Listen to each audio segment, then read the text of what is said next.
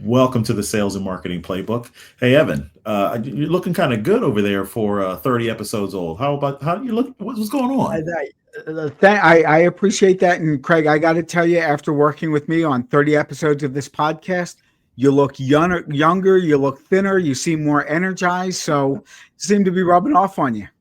Yes. And so, for everybody to know, this is our first year anniversary of the Sales and Marketing Playbook Unleashed. And today, this topic we're going to talk about is continuing the conversation we had a couple episodes ago when we were talking about the elevator pitch, but we're going to take it from a marketing side. So, hang tight. After the intro, we'll jump right into it.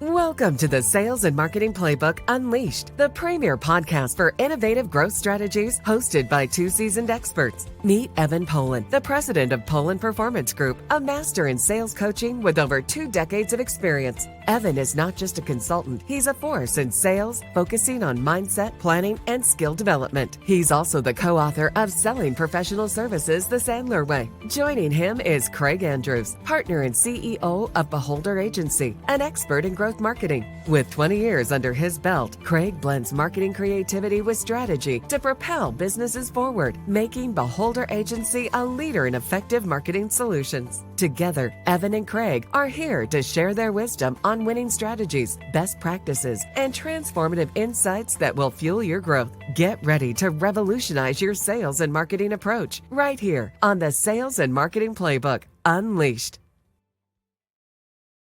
And welcome to the Sales and Marketing Playbook Unleashed. I'm Craig Andrews, and before I introduce my partner in crime, I have to give him credit. And I hate to do this publicly, but I'm going to do it because I am a man of my word.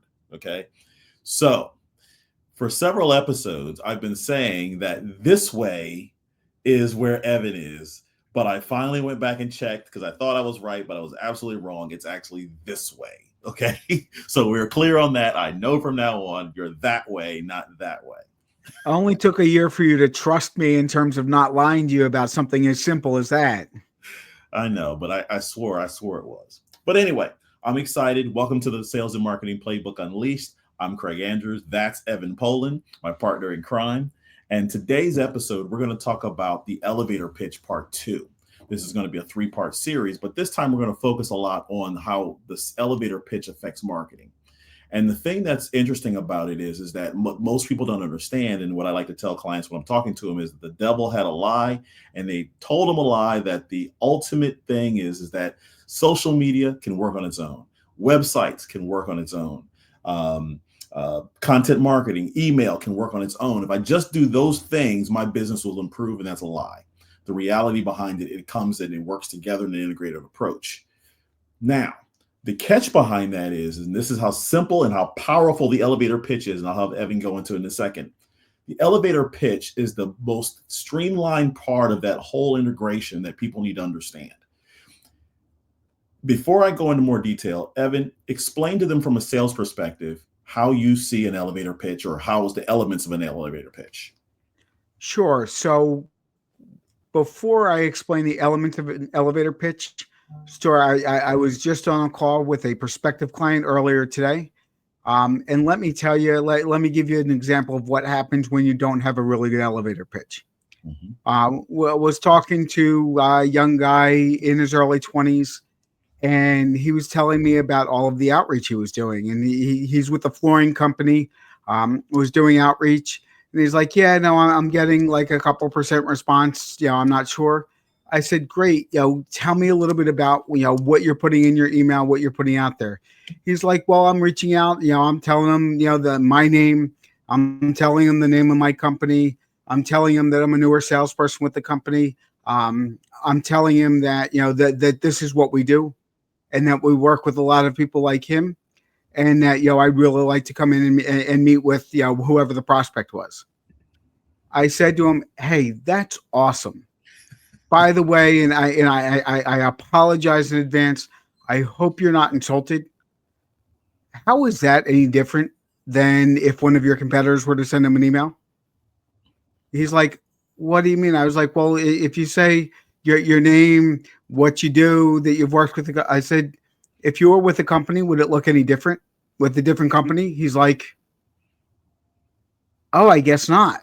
Crickets. I was like, so what's the compelling reason why anybody would respond if you send out a message like that? He's like, oh, I don't know. I guess I was just trying to introduce myself. Right. If you want to work really, really, really, really hard and do lots and lots and lots and lots of activity with very little in the way of results, Yep. do it that way. Yes. Working with my clients, I have them approach the elevator pitch a little bit different. I need to, with somebody who I don't know, who doesn't know me, I need to grab them right away. And Craig, question for you before I go into this. Yep. A salesperson, somebody you don't know at all, how long do they have to grab your attention before you're like next and you just ignore the call, ignore the email, and just go on to the next thing? You might have 10 seconds. You might. Yeah, Craig's a really nice guy. Yeah, you might have 10 seconds. Other people would give you less. Yeah. So I need to give somebody a compelling reason why they want to listen a little bit longer. Yep. And I need to look, sound, feel different from my competition right from the beginning.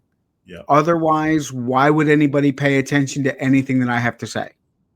Fact. So for me, couple elements of my elevator pitch. First, and this is going to go against what a lot of people were told, I want to be as informal as possible. I'm just using my first name. I'm not using first and last name. I'm not using title.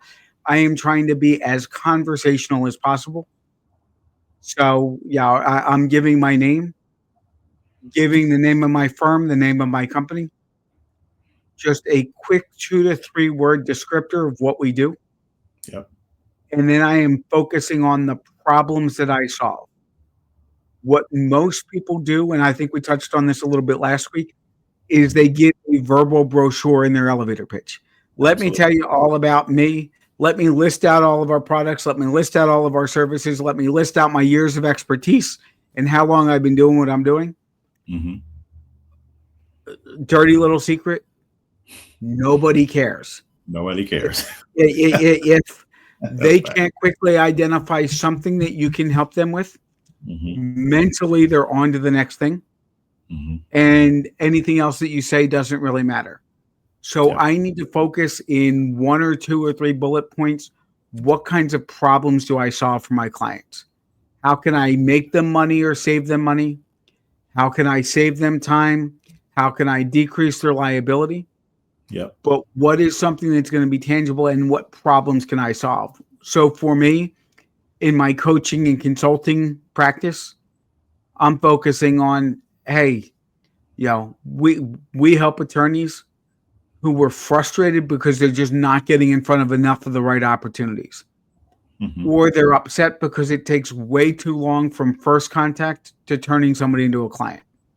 Or they've been in business for a long time, have a great reputation, and just aren't getting the number of referrals and introductions they know they should be getting. Yep. Not talking about how I do it or what I say. I'm talking about the problems that I know my prospects run into. And if somebody has one of those, they'll raise their hand and they'll say, wait, Evan, tell me a little bit more. How do you do X, Y, and Z? Now I am in. This elevator pitch is a conversation starter. It's not a deal closer. Yep. Or they're going to go, you know what? My biggest problem is I can't find enough people to do the work, but I've got more than enough business. Great. I can disqualify very quickly and move on to the next. But when I give a verbal brochure, I'm not going to get that feedback. And then the last element, and I'll review the elements again, finish with an open-ended question. Craig, what are the biggest challenges you're running into?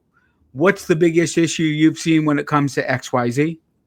But I want to make sure that I'm focusing on the problems that I solve, asking an open-ended question to get a response. And even if I'm doing the elevator pitch over email, I'm leaving the email with the, hey, what are the biggest challenges? What are the biggest problems? What should we be talking about?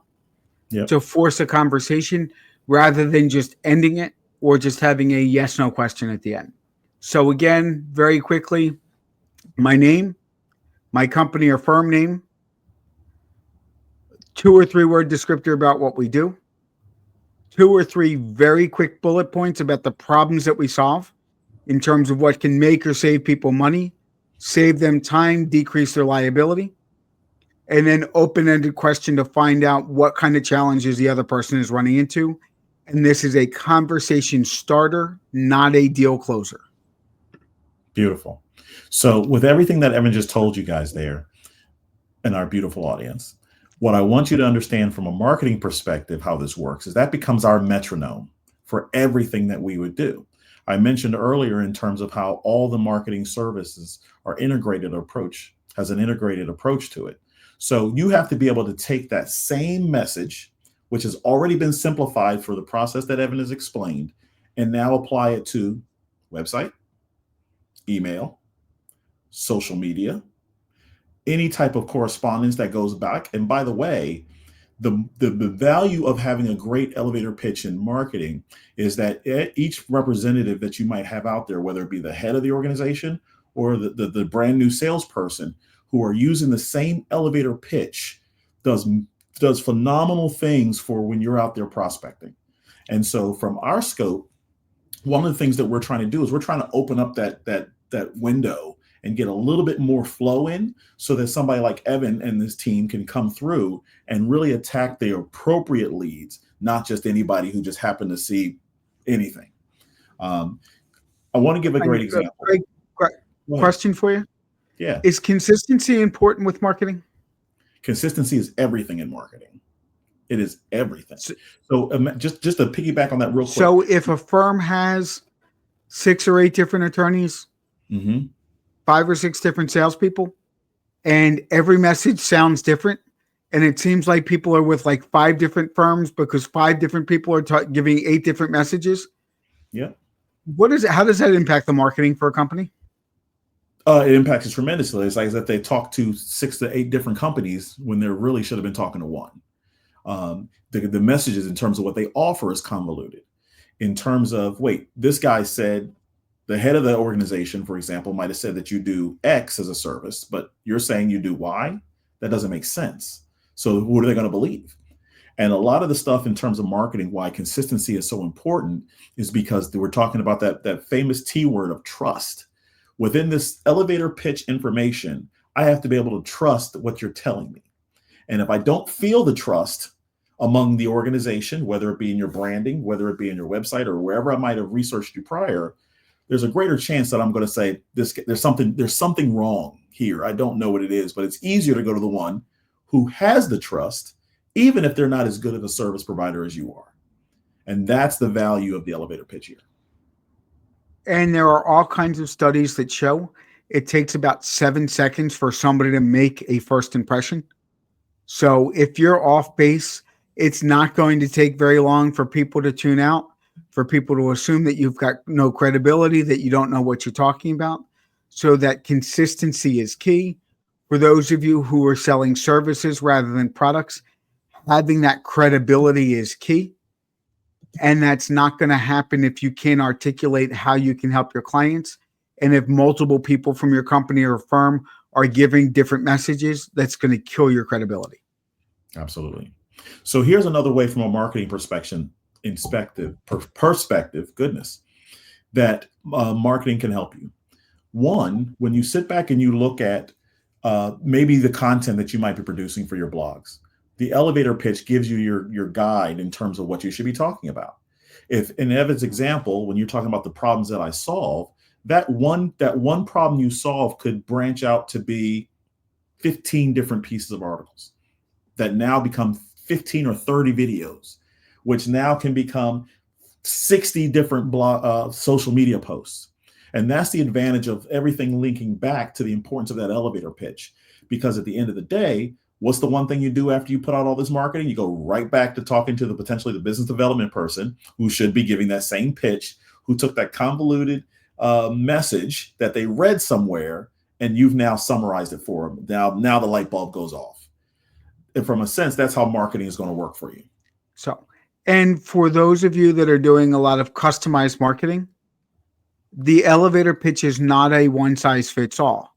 So if you have several different client avatars you shouldn't be using the same elevator pitch for a really large client versus a really small client.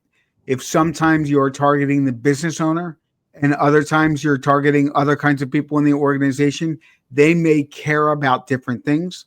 So you should be having different elevator pitches based on who within the organization you're speaking with. So Yeah. it can be hyper focused and hyper personalized to that specific audience. And what I'll say to piggyback on that, Evan, is the thing that we've said repeatedly over this year of doing the podcast, at least from my perspective, is data, data, data. And just as a little side note, we're going to have a guest on here soon who talks about data in a way that should blow your mind. That's how important data has become. And from the perspective of the different avatars that you're referencing, the work that you need to do for them makes your back end work so much easier, especially when you start with an elevator pitch that can be consistent. Just because you're talking to the CEO does not mean your elevator pitch has to be dramatically different. It just needs to talk about the problems that the CEO might have compared to the business development person. And that's the importance of working with consultants like Evan and myself, who can sit back and go, wait a minute, I'm sorry, hold on one second. That makes no sense. We're not afraid to step to you guys and say, sorry, that makes no sense, right? And that type of pushback is important. Evan, let me ask you real quick. The clients that you might have who are in a position that I've done it before, I've done it this way before, how does that usually work out for them? So, and that's my favorite question to ask, is they're like, we've always done it this way. Yeah. It's like, great, help me out. I'm a little confused. I'm a little slow. Why are we talking? Mm-hmm. And usually it's, well, we want to get better results. I'm like, okay, so, and Craig, this is one of my favorite, sayings. Say, geez, help me out. Do you know what the definition of insanity is? Most of the people I come across know it really well. They're like, yeah, no, it's doing the same thing over and over again and, expecting a different result. I said, okay, so if you're currently doing it this way and this is the way that you've always done it, and you're not 100% satisfied with the results that you're getting, why again do you want to keep doing it this way? And why aren't you open to doing something a little bit different? About half the time, the light bulb goes off over their head and they go, oh, okay. And then they're open. The other half of the time, I bang my head against the wall 3 times and then move on to the next person because not everybody's going to get it. And that's okay. And in other episodes, we've talked about qualifying and disqualifying. So that's a point where I may walk away. If someone's just not listening to what they're saying, they're telling me that they're not getting the results, but they're not willing to change. I can't help that person. Probably you can't help that person. That person's probably going to have a lot more in terms of tough times before they're willing to make a change. And I think that's one of the things that we're seeing in this new year is I find this year as being a stellar year for us because more people are open to it. There's systems out there from a marketing perspective that they just don't understand, but they know they need to understand it now. There's ways of doing things simpler. We've also had an episode where we talked about AI. So now it's kind of like a review of the year or our 30 episodes. AI is coming, people, whether you know it or not. So if you're not in a position where your elevator pitch, which is theoretically our guide in terms of how we can keep things simple, we can always put simple into AI and have it explode into information. But if you explode it with information in terms of AI, it's going to explode it even bigger. And now it's really confusing. So the elevator pitch is incredibly important. And it's something that I do from a marketing consultation with clients. Evan does from a sales perspective for clients to make sure that when you go out to people, whether it be a marketing or sales side, it's very clear what you offer.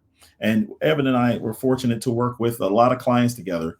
And we were able to consult back and forth with clients to sit back and go, does this make sense to you, Evan? Nope. Don't make sense to me either. Okay, let's go back and let's refine this and make it make sense. The one quick point, the biggest problems that I've seen clients have is that they don't know how to simplify the most simple of messages. And that's where the biggest issue comes into play.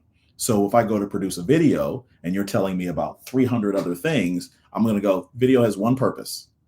Most people have a very short attention span. Let's create that elevator pitch, keep it simple. Let's go there.